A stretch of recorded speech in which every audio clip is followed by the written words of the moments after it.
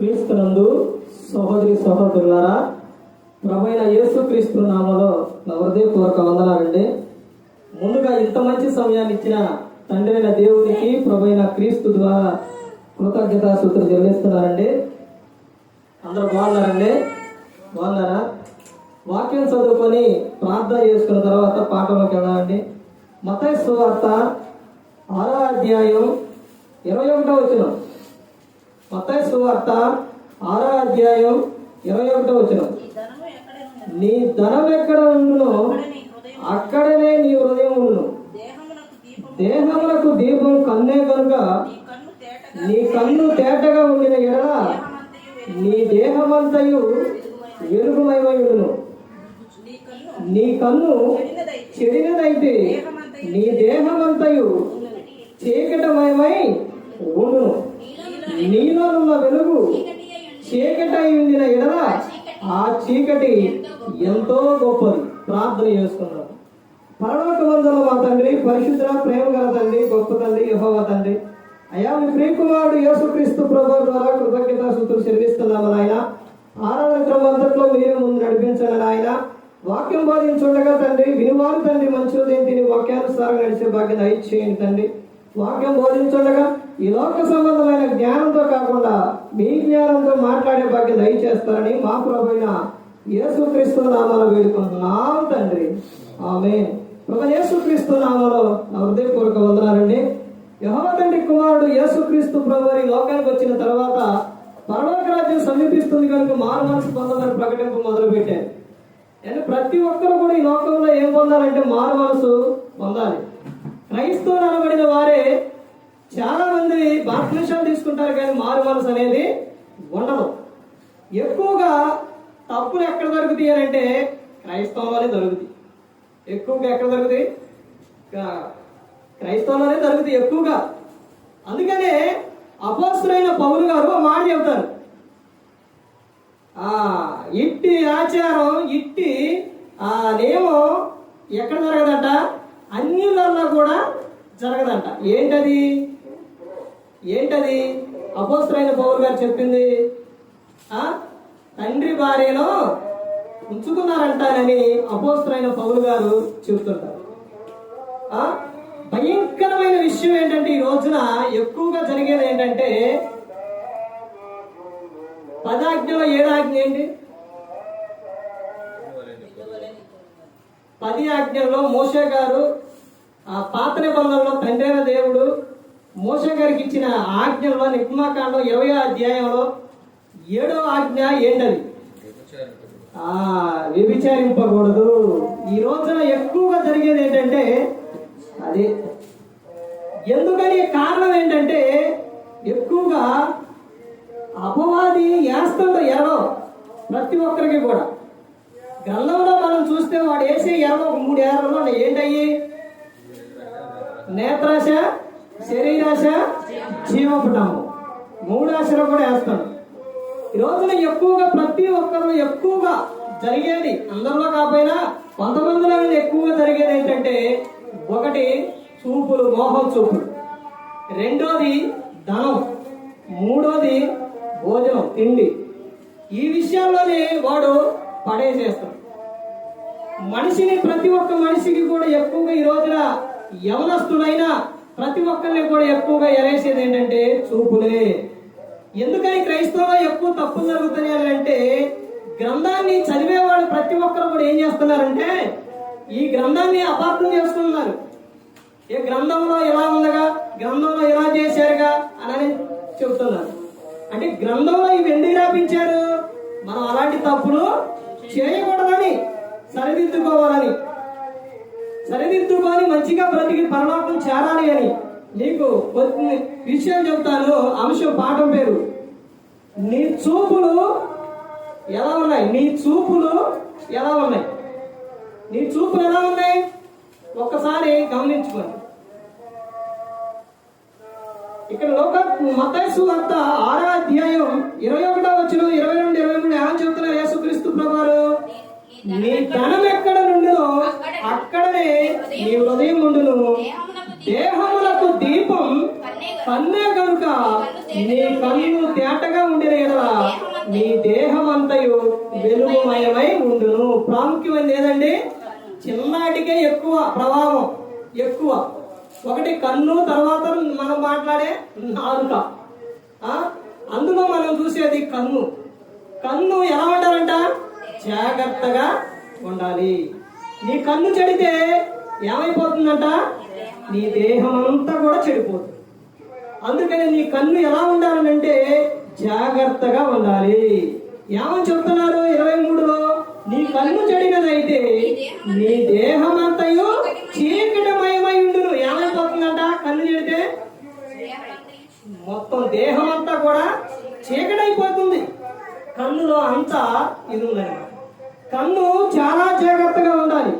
కన్ను విషయంలోని కన్ను చెడితే చాలా ప్రమాదం. అర్థమవుతుందండి? కన్ను విషయంలోని కన్ను జాగ్రత్తగా పెట్టుకోకుండా అపవాదిగడు ఎరేసినప్పుడు ఆ కన్నుల విషయంలోని తప్పిపోయిన వారు చాలా మంది ఉన్నారు. అందులోనే ఒక వ్యక్తి ఎవరంటే నేత్రాశకు పడ్డ ఆయన. ఎవరండి? సంసోను గారు. ఏం చేశారు? ఒక స్త్రీని చూశారు, ఆ స్త్రీలో పడిపోయింది. ఎంత బలశాలండి! ఆ సింహాన్ని కూడా చీజ్ చేసిండు, ఎంతో మందిని చంపేసిండు. అంత బలశాలి కూడా సంసోను గారు ఒక చూపు, ఒక స్త్రీని చూడంగానే ఏమైపోయిండు? మొత్తం ఇదైపోయిండు. 2 కళ్ళు, ఏ కళ్ళునైతే చూసిండో ఆ కళ్ళే పీకేశారు. చివరకు చనిపోయాడు. చూశారండి?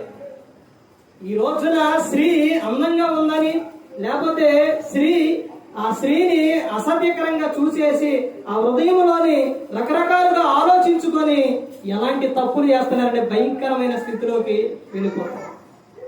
దేరా బయటికి వెళ్ళినప్పుడు ఆ కన్ను ఏమైపోయింది? షకేం కన్ను ఏమైపోయింది? ఆ స్త్రీని చూడంగానే చెడిపోయింది. అందుకని ఆమెతో అసభ్యకరంగా ప్రవర్తించారు. కన్ను చాలా జాగ్రత్త కలిగి ఉండాలి. తర్వాత ఇంకొక వ్యక్తి ఎవరంటే అమ్నోను. నీకు రిఫరెన్స్ చూపిస్తే నాకు ఇక్కడ సమయం సరిపోదు, చెబుతాను. అమ్నోను ఎవరండి? చెల్లెలు. దావీదు గారు కుమారుడు అమ్నోను. చెల్లితోనే ఆయన అసభ్యకరంగా ప్రవర్తించడానికి, తప్పు చేయడానికి కారణం ఏంటంటే కన్ను చెడిపోయింది. ఆడు కన్ను సరిగా లేదు. ఆ స్త్రీని చూడంగానే రకరకాలుగా ఊహించేసుకుంటూ అలా చెల్లే కదా అని అనుకోకుండా ఆమెతో తప్పు చేసింది. చూశారంటే ఈ రోజున కన్ను చెడితే నీకు వరుస అనేది తెలియదు, వరుస అనేది ఉండదు, అక్కని ఉండదు, చెల్లెని ఉండదు, ఎవరు వదిలేని ఉండదు, మరదలని ఉండదు, ఎవరైనా ఉండరు. అందుకనే చెబుతున్నారు కదా, నీ కన్ను జాగ్రత్త కలిగి ఉండాలి. నీ కన్నుని కాపాడుకోవాలి. రాజు చిన్నప్పటి నుంచి దేవుని యందు భయభక్తులు కలిగి ఉన్న వ్యక్తి ఒక చూపుతోనే తప్పులోకి జారిపోయాడు. ఎవరతను? దావీదు గారు. చూశారండి? ఒక స్త్రీ నగ్నంగా స్నానం చేస్తుంటే చూసిండు, ఆమెతో చేసిండు. కారణం ఏంటంటే కన్ను. ఈ రోజున భర్తకు చూపించవలసిన అందాలు ఎక్కడ చూపిస్తున్నారు? ఎక్కడ వేస్తున్నారు? వీధుల్లో వేస్తున్నారు. నైట్ వేసుకోవాల్సిన బట్టలు బయట వేసుకొని తిరుగుతున్నారు. స్త్రీలు చాలా జాగ్రత్త కలిగి ఉండాలి. అర్థమైందండి? జీన్స్ ప్యాంటులు, టీ షర్టులు అలా వేసి నువ్వు రోడ్డు మీద పోతుంటే ఏమైపోతుందో బట్టలు ఏమైపోతున్నాయి? నీ దేహంకి ఏమైపోతున్నాయి? టైట్ గా ఇదైపోతున్నాయి. చూసేవాడు కొద్దిగా మంచిగా దేవుని పట్ల భయభక్తులు కలిగి ఉన్నాడు అయితే ఏమేంటి ఎట్టుంది అనుకోడు. అదే పోకురాడు అయితే ఏమనుకుంటాడు? రకరకాలుగా అనుకుంటాడు. అర్థమైందా? తర్వాత ఎవరికైనా చదువుగా ఉంటే వాళ్ళకి చెబుతారు. చూశారండి ఎంత ప్రమాదకరమో? స్త్రీ వస్త్రధారణ జాగ్రత్త కలిగి ఉండాలి. అంటే నువ్వు అలాంటి ఈ రోజున చాలా మంది ఏం చేస్తున్నారంటే అబ్బాయి డ్రెస్సులు అమ్మాయిలు వేసుకున్నారు. ఎంత భయంకరమైన విషయం అండి, ఒక్కసారి ఆలోచించండి. అంటే నీ హృదయంలో ఏముంది? నీ కన్ను ఏమైపోతుంది? చెడిపోయింది. చిన్నపిల్లలు చూడండి, ఆడపిల్లలకేమో మగపిల్లల డ్రెస్సులు, మగపిల్లల కటింగ్లు. ఎంత భయంకరమైన విషయం ఒక్కసారి ఆలోచించండి. ఇదన్నీ కూడా అపవాదిగాడు ప్రతి ఒక్క కుటుంబంలో, ప్రతి ఒక్క విషయంలో కూడా మన హృదయాన్ని, కన్నుని మొత్తాన్ని కూడా చెడగొట్టి పారేస్తున్నాడు. అది జాగ్రత్త కలిగి ఉండాలి. ఇంకొక 2 విషయాలు చూపిస్తాను, చూడండి కీర్తనలు 68వ కీర్తన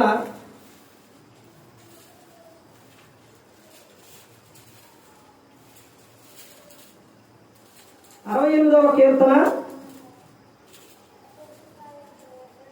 16వ వచనం చూడండి. శిఖరములు గల పర్వతములారా దేవుడు నివాసముగా కోరుకున్న కొండను మీరేలా వారచూపులు చూచుచున్నారు. యెహోవా నిత్యము అందులోనే నివసించును. చూశారండి, ఎలాంటి చూపులు చూస్తున్నారంట? వారచూపులు చూస్తున్నారు. వారచూపులు. యెహోవా నిత్యము కూడా నివసించును. నిత్యము కూడా దేవుడు నివసించేది ఎక్కడో తెలుసండి? మన హృదయంలోనే. మన హృదయంలోనే నివసించేది. కానీ దేవుడు మన హృదయంలో నివసించాలనుకుని దేవుడు చూస్తుంటే మనమేమో మన దేహాన్ని, మనకు దేవుడు ఇచ్చిన అవయవాలు ఏం చేసుకుంటామో పాడు చేసుకుంటాము. సరిగా ఉంచుకోండి. ఎలా చూస్తున్నారంట? వారచూపులు చూస్తున్నారంట. వారచూపులు. తర్వాత ఇంకో విషయం చూడండి. యెషయా 3వ అధ్యాయం